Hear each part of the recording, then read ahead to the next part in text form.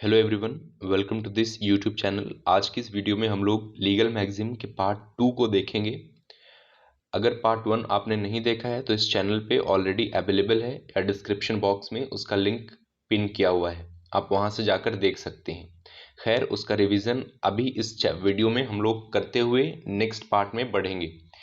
ठीक है, तो सबसे पहले कल हम लोगों ने बात किया था कि लीगल मैगजीन कहते किसको हैं। तो मैंने बताया था एक टर्म, लीगल टर्म, जो कि यूनिवर्सली एक्सेप्टेड है, हर जगह पे एक्सेप्ट उसे किया जाता है और हर जगह के लॉ उसको वैलिड मानते हैं। ठीक है, तो वो था हमारा लीगल मैगजीन।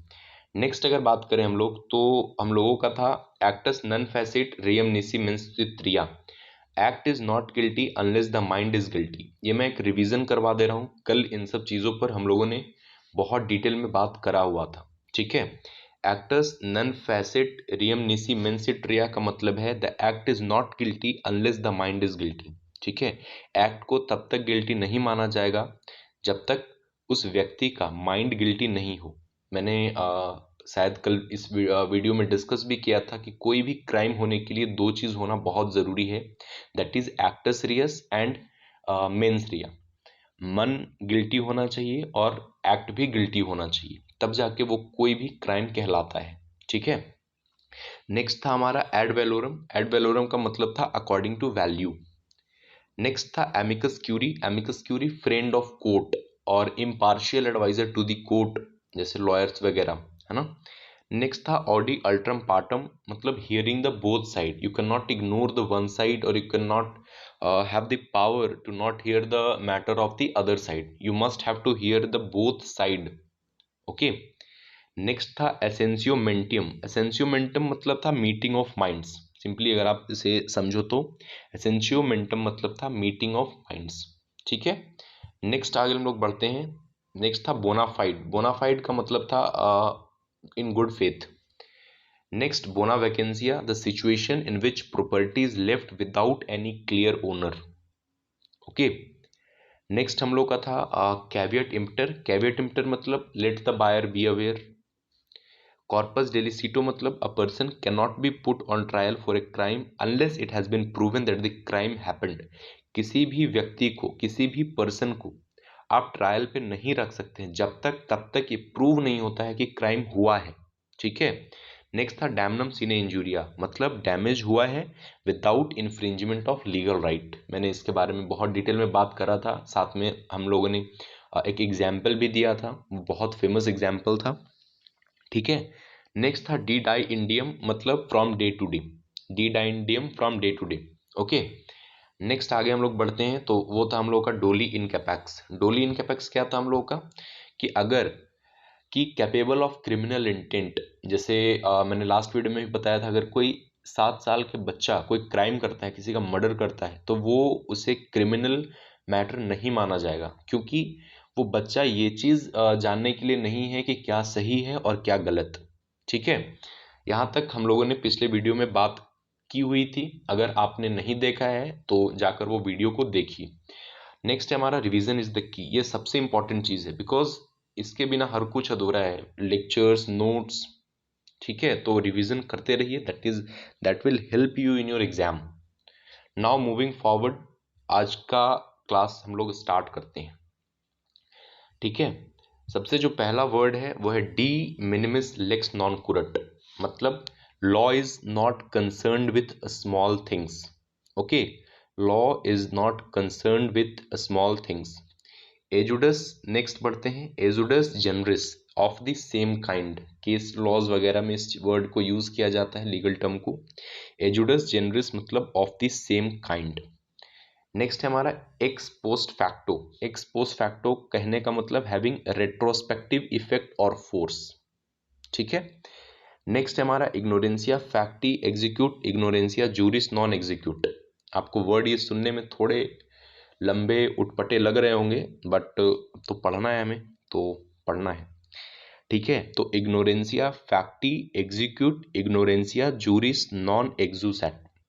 कहने का अर्थ क्या है कि ignorance of law is no excuse.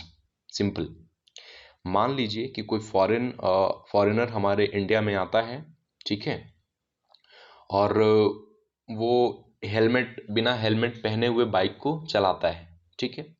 और पुलिस उसे पकड़ लेती है, पकड़ के फाइन वगैरह करता है जो भी है।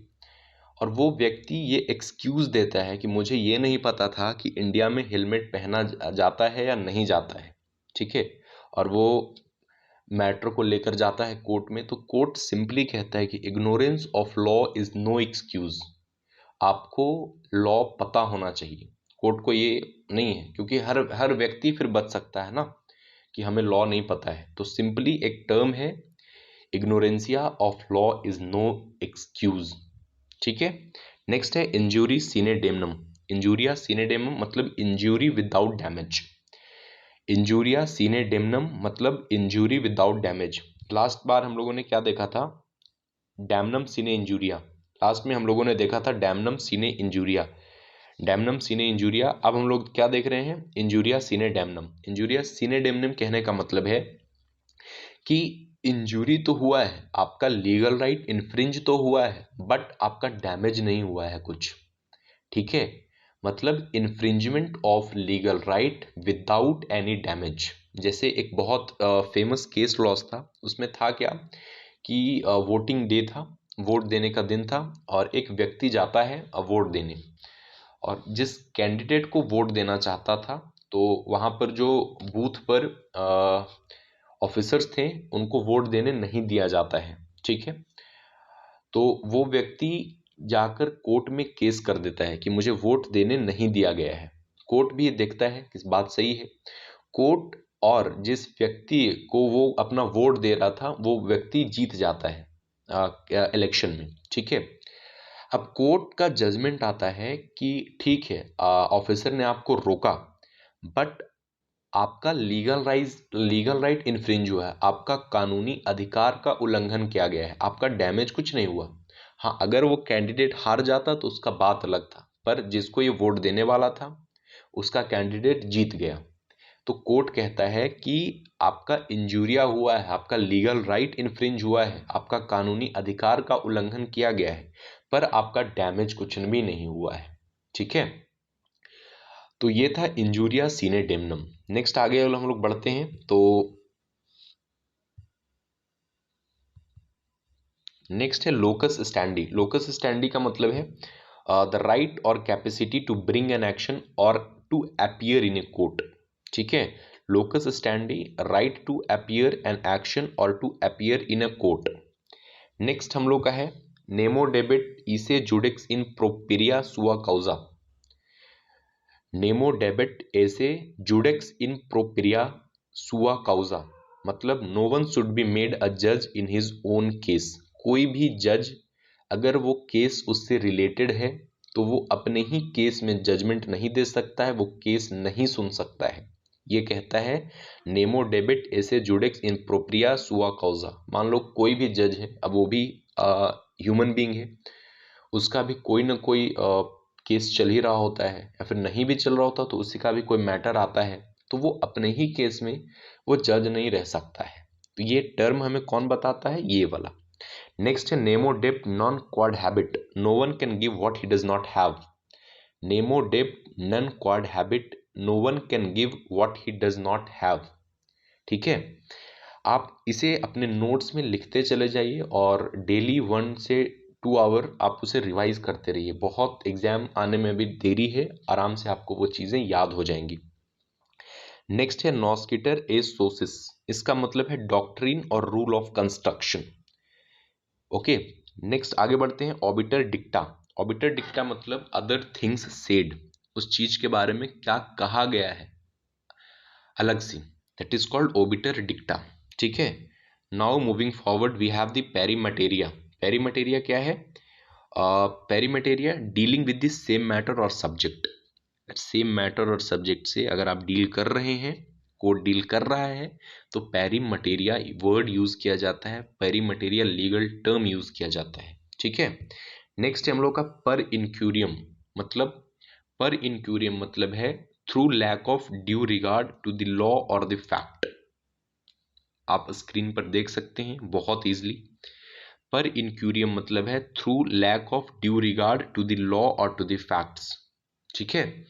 नेक्स्ट आगे हम लोग बढ़ते हैं, क्यू फैसिट पर एलियम फैसिट पर से, मतलब he who acts through another does the act himself. क्यू फैसिट पर एलियम फैसिट पर से का मतलब है he who act through another does the act himself. Next क्यूड प्रो क्यू, क्यूड प्रो क्यू ये कॉन्ट्रैक्ट से रिलेटेड है, समथिंग फॉर समथिंग, ये कंसिडरेशन में है, इसके बारे में पढ़ना है हम लोगों को, ठीक है। नेक्स्ट है रेशियो डेसिडेंडी, the rational for the decision. रेशियो डिसिडेंडी का मतलब है रेशनल फॉर द डिसीजन, ठीक है। तो ये था हमारा पेरीमटेरिया, पर इंक्यूरियम, क्यू फैसिट, पर एलियम फैसिट पर से, क्यूड प्रो क्यू एंड रेशियो डेसिडेंडी, ठीक है। अब हमारा कुछ और बचा हुआ है और हमारा जो ये लीगल मैगजिम जो भी है 30-32 वो पूरा कंप्लीट हो जाएगा। अब करना क्या है आपको, इसे एक नोट्स एक जगह पे लिख लेना है और रिवाइज करना है रेगुलर बेसिस पे, ठीक है। नेक्स्ट है हमारा रेस स्पा लिक्विटर। रेस स्पा लिक्विटर मतलब क्या है, रेस स्पा लिक्विटर, रेस स्पा लिक्विटर क्या है हमारा, the application of which shift the burden on the defendant. Defendant पे बर्डन शिफ्ट होता है, उसको हम लोग कहते हैं रेस इप्सा लिक्विटर। ये बहुत अच्छा है, इसके बारे में हम अलग से एक वीडियोस भी बनाएंगे अब बहुत जल्द, ठीक है। नेक्स्ट है हमारा रेस जुडिकाटा एक्सेप्टर प्रो वेरिटेट। इसका मतलब होता है a judgment should be accepted as correct. और ये वर्ड आपको याद नहीं होंगे, ये वर्ड आपको रिवीजन करने से धीरे धीरे धीरे आपसे फैमिलियर होते जाएंगे और एग्जाम में वही हेल्प करेगा, क्योंकि वर्ड का जो टोन है ना लैटिन टर्म है, लैटिन टर्म आप तुरंत आसानी से याद नहीं होता है, ठीक है। रेस जुडिकाटा एक्सेप्टर प्रो वेरिटेट का मतलब है judgment should be accepted as correct. A judgment should be accepted as correct, a judgment should be accepted as correct, ठीक है। ये चीजें हो गई। नेक्स्ट है हमारा सैलस पॉपुली इस्ट सुप्रीम लेक्स। सैलस पॉपुली सुप्रीम लेक्स, इसका मतलब है the welfare of the people is the supreme law. लोगों का भलाई करना सबसे ऊपर का लॉ माना गया है। ऑब्वियसली जितने भी लॉ बने हुए हैं वो सिटीजन्स के लिए ही तो बने हुए हैं, चाहे पार्लियामेंट में जो भी लॉ पास होते हैं वो एक सोसाइटी के लिए ही तो होता है, वो लॉ बनता किसके लिए है, हम हमारे लिए ही, ठीक है। नेक्स्ट है स्टेयर डिसिस, मतलब to stand by things that is decided, to stand by things decided, ठीक है। ये था आपका टोटल सिलेबस, ये था आपका total syllabus exam point of view से। टोटल जो भी लीगल स्टडीज का सिलेबस एनटीए के द्वारा प्रोवाइड किया गया है उस सबको मैंने 2 पार्ट में पूरा का पूरा लीगल मैगजिम को डिस्कस कर रखा है। अब करना क्या है, आपको रिवाइज करना है रेगुलर बेसिस पे, ठीक है। तो ये था हमारा टोटल।